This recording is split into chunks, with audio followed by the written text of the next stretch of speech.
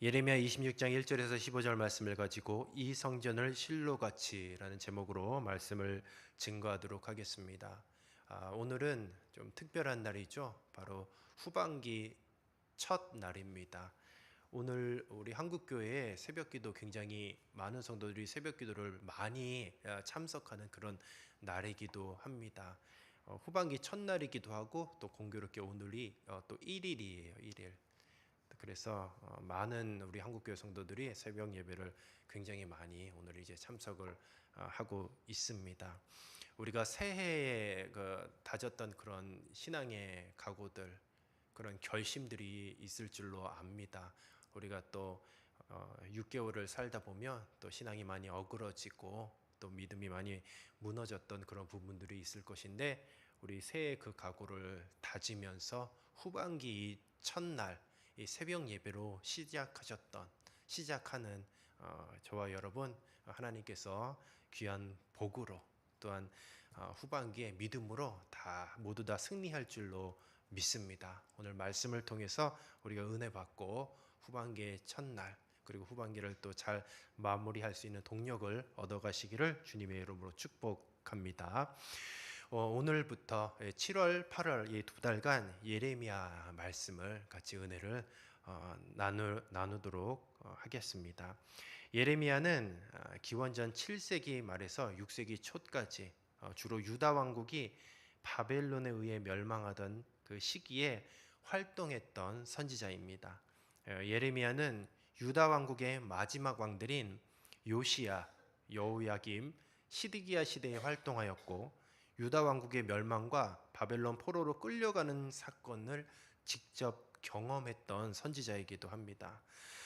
예레미야 1장에 보면 예레미야가 하나님으로부터 선지자로 부름받은 그런 장면이 나오고, 2장부터 29장까지는 유다 백성의 우상 숭배와 불순종에 대한 하나님의 경고와 심판을 예언하는 그런 내용이 담겨져 있습니다. 오늘 본문 말씀은 예레미야 26장이죠.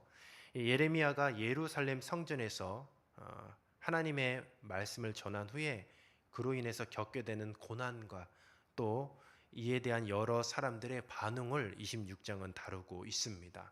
우리가 오늘 이 본문 1절 말씀을 다 같이 합독하도록 하겠습니다. 유다의 왕 요시야의 아들 여호야김이 다스리기 시작한 때에 여호와께로부터 이 말씀이 임하여 이르시되. 아멘. 항상 성경에 보면 어떤 시기를 가리키는 그런 그 말씀이 나오죠. 오늘 본문 1절 말씀도 마찬가지입니다. 시기를 구체적으로 명시를 하고 있어요. 어떤 시기냐? 유다의 왕 요시야의 아들 여호야김이 다스리기 시작한 때, 그러니까 여호야김 원년으로 보시면 될 것 같습니다. 여호야김 원년 때에, 그러니까 예루살렘 멸망 약 23년 전이라고 보시면 돼요. 이제 예루살렘이 멸망하기 얼마 남지 않은 바로 그때입니다. 여호야김 원년, 그러니까 기원전 609년, 유다 왕국의 역사에서 중요한 전환점을 맞이하는 시기이기도 합니다. 바로 이 여호야김 아빠가 요시야 왕이었죠. 요시야 왕은 선한 왕이었습니다. 이제 요시야 왕의 뒤를 이어 여호야김은 성경에서 보면 악한 왕으로 그렇게 기록되어 있습니다. 이 여호야김을 시작으로 해서 이제는 본격적으로 유다가 멸망하는 그런 국면에 접어들게 되는 것이에요. 여호야김은 유다의 18번째 왕으로서 그의 통치는 유다 왕국의 멸망으로 이어지는 그런 길목에 위치하고 있습니다. 그의 본명이 엘리야김이었어요. 요시야 왕의 아들이고, 또 그의 동생 여호아스가 요시야의 뒤를 이어 왕이 되었습니다. 여호야김은 먼저 왕이 되지 않고 동생이 먼저 왕이 됐어요. 그런데 3개월 만에 애굽 왕 느고에 의해서 동생 여호아스가 폐위가 돼요. 그래서 애굽 왕 느고는 여호아스를 폐위시키고 엘리야김을 왕으로 세우면서 그의 이름을 여호야김으로 바꿔요. 그래서 이 여호야김의 이름은 결국은 애굽의 영향력 아래 놓이게 된 것을 상징하기도 합니다. 당시 중동 지역은 정세가 어땠냐? 애굽 애굽과 신흥강국 바벨론 사이에 치열한 패권 다툼이 있었어요. 기원전 605년 이 굉장히 중요한 사건이 있었는데 갈그미스 전투가 있었습니다. 이 전투는 우리가 꼭 기억을 해야 돼요. 605년 갈그미스 전투. 왜냐면 이때 바벨론 왕, 이 바벨론과 애굽이 전쟁을 했던 시기예요. 갈그미스라는 곳에서.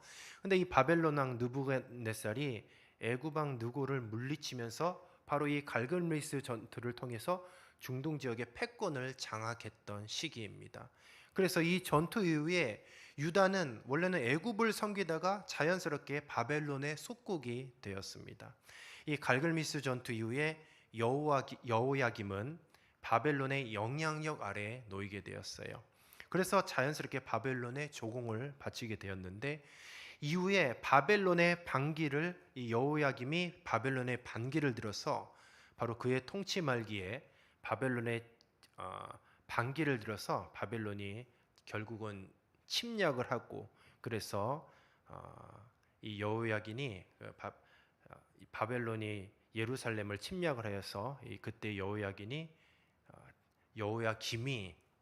죽게 됩니다. 그래서 그의 아들 여호야긴이 이름이 굉장히 비슷한데 그의 아들 여호야긴이 아주 잠시 왕위에 올랐는데 곧 바벨론에 의해서 또 폐위가 돼요. 그래서 포로로 끌려갑니다. 이후에 우리가 잘 아는 시드기야가 이제는 유다의 마지막 왕으로 즉위를 하고 결국 유다는 바벨론에 의해 곧 멸망을 하게 돼요. 그래서 그때가 기원전 586년으로 보고 있습니다. 여호야김 원년은 그래서 유다가 멸망하기 약 23년 전으로 보시면 될 것 같아요. 이렇게 구체적으로 어떤 시기다라고 그렇게 명시를 했고 예레미야가 이렇게 오늘 이 말씀에 보면은 예레미야가 예언을 하잖아요. 성전 앞들에서 예언을 하는데 그 시기가 언제냐? 바로 이제는 예루살렘 성이 곧 이제 함락되기 얼마 23년 남았습니다. 그래서 이제는 심판을 준비해야 될 그때에 이제는 아주 임박한 때에 하나님께서 예레미야의 입을 통해서 다시 한번 회개하라고 이렇게 선포하는 그런 내용을 갖고 있습니다. 1절부터 6절은 그래서 예레미야의 예언의 말씀이죠. 여호야김이 다스리기 시작한 때에 예레미야는 여호와의 말씀을 예루살렘 성전뜰에 서서 백성들에게 전합니다. 그 내용은 만일 백성들이 악한 길에서 돌이키지 않으면 성전과 예루살렘이 폐허가 될 것이다 라고 그렇게 경고하고 있어요. 여기서 특히 성전은 실로처럼 될 것이며 예루살렘은 저주를 받을 것이라 라는 그런 메시지를 전하고 있습니다. 여기서 이 실로라는 그런 지형이 굉장히 중요해요. 이 실로라는 단어가 어떤 의미가 있냐? 바로 실로는 이스라엘 초기 역사, 그러니까 성막 시절이죠. 성막이 자리 잡고 있던 곳, 성막이 있었던 곳이 실로예요. 이곳에 하나님의 임재와 예배가 이루어졌던 곳입니다. 그러니까 이스라엘 백성들이 가나안 땅에 들어간 후에 성막을 실로에 두고 예배를 드렸어요. 아직 성전이 건축되기 전이었죠. 실로는 언약궤가 보관되었던 장소였기도 합니다. 여호수아 이후부터 사사 시대까지 이스라엘 종교 중심지가 실로였어요. 그 배경이 사무엘상 1장에서 4장에 보면 실로는 엘리 제사장과 그의 아들들 그리고 어린 사무엘과 관련된 그 사건의 무대이기도 해요. 바로 이 시기에 엘리의 아들들의 부패와 또 이스라엘의 불순종으로 인해서 실로는 하나님의 심판을 받게 됩니다. 특별히 사무엘상 4장에 보면 블레셋과 이스라엘의 전쟁이 벌어지는데 이스라엘이 패하고 거기서 언약궤가 블레셋에게 빼앗기고 말아요. 그러니까 실로에 있었던 그 언약궤가 이제는 없어지게 된 것이죠. 바로 이 사건으로 계기를 통해서 이 실로의 중요성이 급격하게 떨어지게 되었습니다. 그러니까 이 사건 이후로 실로 블레셋의 언약궤가 빼앗긴 이후로 실로는 점차 황폐해져 갔습니다. 오늘 이 본문 말씀에 예레미야가 언급해서 이 실로의 붕괴는 결국은 하나님의 심판과 관련이 있는 것이에요. 본문 26장에서 실로는 하나님의 심판과 경고의 상징으로 사용되고 있는 것이에요. 예레미야는 예루살렘과 성전이 실로와 같은 운명을 맞이할 것이다 라고 그렇게 경고를 하고 있습니다. 예루살렘 백성들은 성전이 있기 때문에 안전하다고 믿었습니다. 그런데 예레미야는 성전이 있는 것만으로는 하나님의 심판을 피할 수 없음을 이야기하고 있어요. 예레미야는 실로의 예를 통해서 백성들의 회개를 촉구하고 있습니다. 실로가 결국은 성전과도 같은 것이에요. 그곳에서 하나님께 예배하고 하나님을 만났던 곳인데, 이스라엘 백성들은 예루살렘 성전이 있기 때문에 자신들은 멸망하지 않을 것이라고 그렇게 굳게 믿고 있었던 것이고, 바로 예레미야는 실로의 예를 들어서 예루살렘 성전이 망할 것을 예언하고 있는 것입니다. 그들이 악한 길에서 돌이키지 않으면 실로처럼 될 것이다 경고하고 있어요. 예루살렘과 또 성전이 단순히 존재한다고 해서 자동적으로 보호받지 않는다고 계속해서 얘기하고 있는 거예요.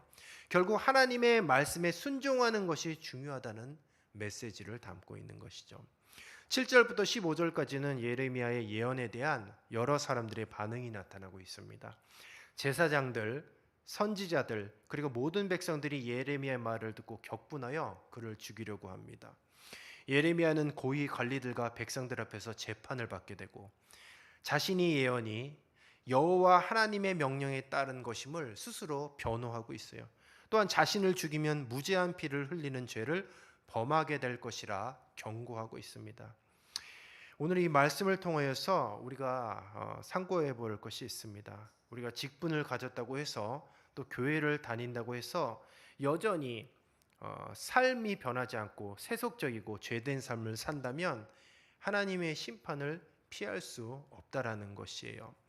우리가 오늘 이 말씀을 통하여서 우리는 교회에 다니지만 또 직분을 받았지만 여전히 세상의 죄된 삶을 회개하지 않고 사는 바로 그리스도인들에게 경종을 울리고 있는 것이에요.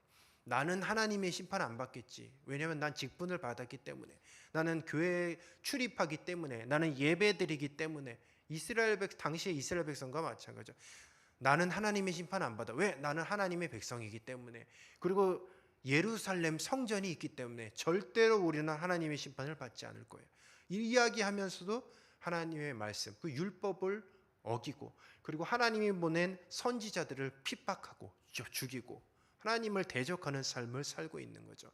그러면서 심판을 받지 않는다라고 그렇게 자신만만하게 이야기하는 것이에요. 하나님은 하나님의 백성이 악한 길에서 돌이키시기를 원하십니다. 돌아오라고 경고하고, 돌아오기만 하면 그 경고한 재앙을 즉시 거두시겠다고 계속해서 약속하고 계시오. 말씀을 쭉 읽어보면 혹시라는 단어도 있어요. 혹시라는 말씀 속에 하나님의 기대, 참 절망 가운데 기대가 엿보여져. 언제라도 하나님의 백성이 그 마음을 돌이키고 회개한다면 하나님의 그 심판을 되돌리실 준비가 되어 있는 그런 애타는 마음이 담겨져 있는 거죠. 그런데 끊임없이 하나님의 백성들은 이 마음을 외면하는 거예요. 그래서 하나님은 살아가는 백성일지라도, 하나님의 선택한 민족일지라도 성전과 함께 심판하실 것이라고 그렇게 말씀하고 있는 것입니다. 여호야김 원년, 오늘 1절 말씀에 보면 여호야김이 다스리던 때라고 했잖아요. 근데 지금 이 시대가 우리가 어떤 시대인지를 한번 잘 분별해 보겠습니다. 여호야김 원년의 시대를 한번 보십시오. 심판이 얼마 남지 않은 그 시대죠.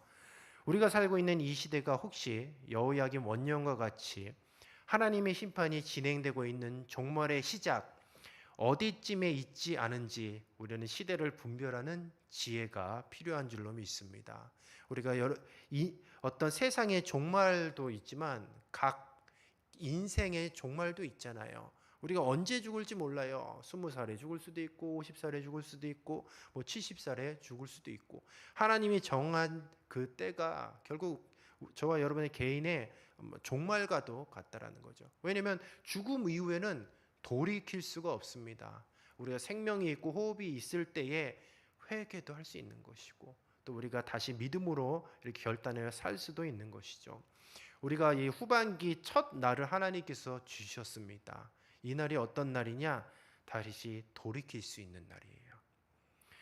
물론 여호야김 원년과 같이 심판이 임박한 그때라 할지라도 어찌되었건 예레미야 선지자들을 통하여서 심판의 메시지를 전하는 것은 협박이 아니죠. 돌아오라는 것이죠.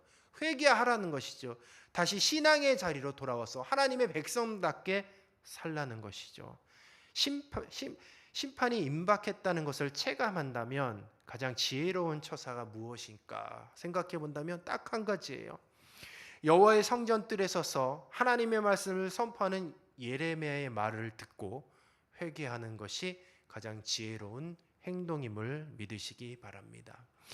예레미야를 통해서 하시는 하나님의 말씀은 당시 심판을 앞둔 이스라엘뿐만 아니라 저와 여러분에게도 오늘날 동일하게 적용되는 말씀임을 우리는 기억해야 할 줄로 믿습니다. 오늘도 회개하여 믿음의 세마포옷을 깨끗이 빨아 주님 만날 그날을 준비하여 말씀에 순종하는 그런 삶을 사시는 저와 여러분이 되시기를 주님의 이름으로 축원합니다. 우리가 후반기 새해 첫날 첫 시작입니다.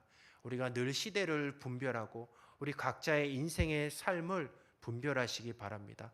혹시 지금 우리가 살고 있는 이때가 여호야김 원년과 같이 정말 주님 만날 날이 얼마 남지 않은 그날일 수도 있다라는 것을 우리가 늘 생각하며 우리가 다시 오실 주님을 맞이할 수 있도록 늘 거룩하고 또 경건하고 늘 주님을 만날 준비를 하시는 저와 여러분이 되시기를 주님의 이름으로 축복합니다. 우리 안에서 2024년 후반기 첫날을 우리가 믿음으로 승리하였다면 정말 계속 기도하고 또 믿음으로 살아 2024년을 믿음으로 승리하시는 저와 여러분이 되시기 바랍니다. 그래서 우리가 말씀 붙잡고